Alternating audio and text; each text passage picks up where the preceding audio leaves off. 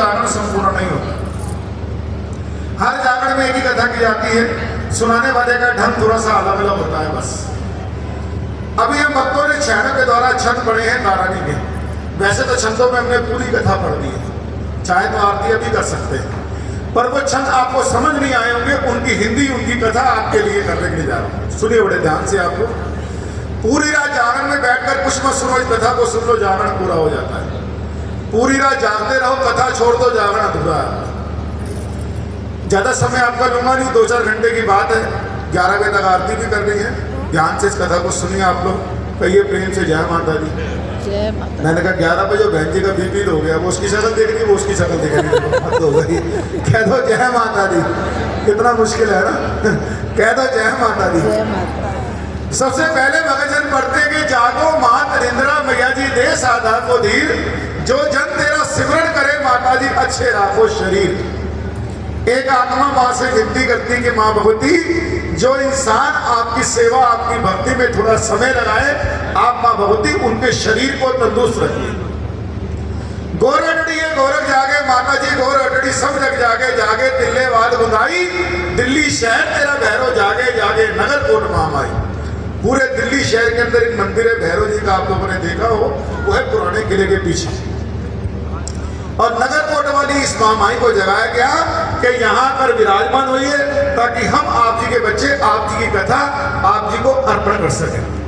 अब कहिए जय माता दी। जय माता दी। जो मैं बोल रहा हूँ वो समझ आ रही है सबको? जरा एक बार हाथ खड़ा करके बता दीजिए। बहुत बढ़िया, नीचे करिए। कहते हैं सृष्टि के अंदर एक राजा हुए स्पर्श, जिनके घर में कोई संतान नहीं थी। बड़े परम पुजारी माँ जी के दिन रात माँ से विनती करते थे कि माँ भगवती मेरे घर में कोई संतान नहीं है। तो कहते हैं कि रात्रि को माँ भगवती ने सपने में दर्शन देकर राजा को 2 वरदान दिए कि राजा तेरे घर में 2 कन्या जन्म लेकर के आएंगी। पहली कन्या जिस दिन तेरे घर में जन्म लेकर के आएगी, सारे काम तेरे सीधे होने लग जाएंगे, तेरा राजपाट बढ़ने लग जाएगा, वो कन्या तेरे नाम को रोशन करेगी। लेकिन जिस दिन तेरे घर में दूसरी कन्या जन्म लेकर के आएगी, सारे काम तेरे उल्टे होने लग जाएंगे, राजपाट तेरा सब उलटपट हो जाएगा। अब राजा का सपना जो है वो टूट जाता है। और उस समय निकला, कहते राजा के घर में पहली कन्या ने जन्म लिया, तो उसके जन्म लेते ही सारे काम सीधे होने लगे, राजपाट बढ़ने लगा। वो कन्या इस माँ जी के नाम की पुजारन बनी। उस कन्या का नाम रखा गया तारावती। कहो जरा प्रेम से जय माता दी। थोड़ा धीरे जगह लगाओ ताकि बाहर किसी को पता ना चले कि जागरण अभी तक चल रहा है। कहो जय माता दी। जय माता दी। हाँ, जितने हो उतने जयकारे तो लगाओ ना कम से कम। कहो जय माता दी। पहली कन्या का नाम रखा गया तारावती। लेकिन दूसरा वरदान भी पूरा हुआ। कुछ समय निकला, राजा के घर में दूसरी कन्या ने जन्म लिया। कहते इसके जन्म लेते ही सारे काम जो थे ना वो उल्टे होने लगे, राजपाट पलटने लगा। तो वो राजा को सपने वाली बात याद आ गई कि सब जोशियों को बुलाया, पंडितों को बुलाया कि आओ इस लड़की की जन्म कुंडली बनाओ, बताओ ये कन्या कैसे मेरे कुल को कलंक लगाएगी। पहले जमाने के अंदर पंडित तो बता दिया करते थे। पंडित ये बताते राजा, ये कन्या पिछले जन्म से श्राप लेकर के आई है और अब इसे जाकर नीचों के घर में पलेगी, तेरे कुल को ये कलंक लगाएगी। वो क्या बताते हैं उसके पिछले जन्म की कहानी कि राजा सुनो, हम आपको बताते हैं कि पिछले जन्म में कैसे श्राप लेकर आई है। कि एक समय के बाद ऋषि पुत्रों ने आश्रम में यज्ञ रचाया। कहते हैं उस यज्ञ में उन्होंने सबको बुलाया, लेकिन वो दुर्वासा ऋषि को निमंत्रण देना भूल गए। हमारा हिंदू समाज कहता है कि दुर्वासा ऋषि बहुत क्रोधी ऋषि हुए हैं, उनको पता चला, बहुत क्रोध आया। उन्होंने एक पक्षी का रूप बना लिया, यज्ञ में विघ्न डालने के लिए चल दिए। रास्ते में जंगल मिला, जंगल में उनको मरा हुआ सांप मिल गया। वो सांप लेकर पहुंचे यज्ञ में, क्या देखते हैं कि खीर का प्रसाद बनता है जिसको कोई देख नहीं रहा। मरा हुआ सांप उस खीर में डाल दिया। ये सोचकर वापिस हो गए कि मैंने ये प्रसाद जहरीला कर दिया है, जो इसे खाएगा वो मर जाएगा, और मेरा बदला। पूरा हो जाएगा। लेकिन मारने वाली से बचाने वाली बहुत बड़ी। छत पर एक छिपकली वो देख रही कि पापी पाप करके जा रहा, लेकिन बेजवान है, वो बोल नहीं सकती। ऋषि पुत्र खीर बांटने के लिए तैयार हुए तो छिपकली से रहा नहीं गया। मन में बात आ गई, मैं अकेली जान दे दूं शायद सबकी जान बच जाए। छलांग लगा दी ऊपर से खीर के अंदर। छिपकली हल्की होती है, तैरने लगी ऊपर। सबने देख लिया, बिना सोचे समझे सबने मिलकर उस छिपकली को श्राप दे दिया कि नीच जात तू छिपकली, तू पापी और चंडा, कि तूने भोजन अपवित्र कर दिया। मार देती हुई छाल के राजा सबने मिलकर उसको नीच जात का श्राप दे दिया। राजा उनके गुरु आए, उस खीर को घेरा गया, नीचे से मरा हुआ सांप निकला। सब योग माया समझ आ गई कि निर्दोष छिपकली ने हमारे लिए अपनी जान गंवाई। सबने मिलकर वरदान दिया, अब तुम्हारा जन्म होगा उच्च कुल में जाकर, लेकिन तेरी पालना होगी नीच कुल में जाकर, क्योंकि हम तुम्हें नीच जात का श्राप दे चुके हैं।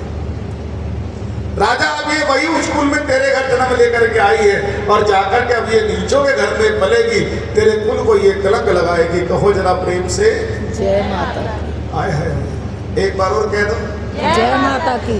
एक बार और कह दो, जय माता की। कुछ नहीं होने वाला।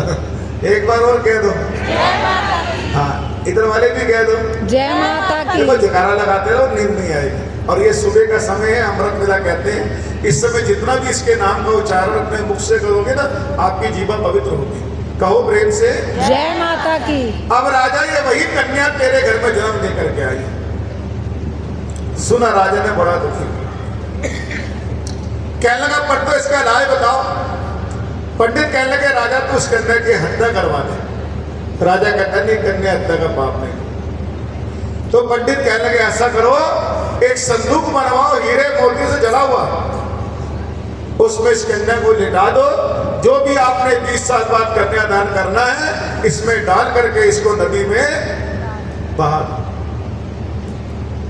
राजा ने संदूक बनवाया हीरे और मोती से जला हुआ, कन्या को लिटा दिया, हीरे जवाहरात भर दिए, कहा इसे नदी में बहा दो। सारी रात कहते हैं वो संदूक नदी में तैरता रहा। तैरते तैरते दूसरे देश में पहुंच गया। ऐसे सुबह का समय था, एक ब्राह्मण देवता स्नान करने आए। सामने देखकर संदूक मन में लालच आ गया, पर वो संदूक उनके हाथ नहीं लगा। सामने क्या देखा, एक हरिजन, वो कसाई ने कर्म कर रहा था, उसे बुला लिया। हरिजन संदूक लेकर बाहर आ गया, संदूक खोला गया। लड़की अपने पैर का अंगूठा चूस रही है, और लड़की को कुछ भी नहीं हुआ। कहो जरा प्रेम से जय माता की। देखा हरिजन ने बड़ा खुश हुआ, कहने लगा पंडित जी महाराज शादी को कई साल हो गए, पर घर में कोई औलाद नहीं। पंडित जी ने वो कन्या उठाई, हरिजन की झोली में डाल दी। हरिजन अपने घर पहुंचा, देखो वहां उस लड़की की पालना हुई। वहां उस लड़की का नाम रखा गया रुक्मण, और लोग उसे कहते हैं प्यार से रुको। एक बाप की दो बेटियां हैं, लेकिन किस्मत जुदा जुदा है। एक राजा के घर में और एक दूसरी हरिजन के घर। कहाँ है? हरिजन के घर। हरिजन के घर। एक बाप कहे मेरे 4 बेटे हैं, चारों का अच्छा कारोबार होगा, कोई जरूरी नहीं है। एक बाप कहे मेरी 7 लड़कियां हैं, 7 के अच्छे घर शादी हो जाएगी, कोई जरूरी है? नहीं, कर्म प्रधान है। जो कर्म हमारे वो हमने ही भोग करके जाने हैं। एक बाप की 2 बेटियां हैं, लेकिन किस्मत जुदा जुदा है। एक राजा के घर में है, एक हरिजन के घर में। अब कुछ समय निकला और दोनों बहनें जवान हो गई, और इस माजी के आशीर्वाद से दोनों बहनों की शादी एक शहर में हो गई। रानी तारा ब्याही राजा हरिचंद्र के साथ इस माजी की मंडली की महंत बन गई। जो रुक्मन थी वो ब्याही एक हरिजन के साथ दिन रात मांस बेचना, पशुओं की खाद उतारना उसका कर्म हो जाता है। जो रुक्मन का पति था वो रोजाना महलों में सफाई करने ले जाया करता था। एक दिन रुक्मन पहुंची महलों में, क्या देखा, रानी तारा के घर में ऐसा जगन हो रहा है, किनारे बैठ जाती। जब रानी तारा प्रसाद बांटती रुक्मन तक पहुंची तो रुक्मन कहती है तारा मैं इस माँ जी के दरबार में कुछ अरदास मांगू, कुछ मन्नत मांगू, क्या मेरी मन्नत कभी पूरी होगी? तारा कहती है मांग करके देखो, मेरी इस माँ जी के दरबार में हर अरदास पूरी होगी। रुक्मन ने एक अरदास दी, माँ जी के चरणों में ये मन्नत मानी कि मेरे घर कोई संतान नहीं है, ये माँ भगवती मेरे घर में एक लड़का दे दे, तो जैसा ये जागरण यहाँ हो रहा है मैं अपने घर पे गाऊं। मन्नत को मानना बड़ा आसान होता है, लेकिन मन्नत को निभाना बहुत मुश्किल है। मन्नत मानो जितनी पूरी कर सकते हो। और आजकल तो मन्नत भी बड़ी अच्छी हो गई है। वैसे मन्नत कहते हैं किसे हो आप लोग? हाँ जी, मन्नत किसे कहते हो? क्या होती है मन्नत?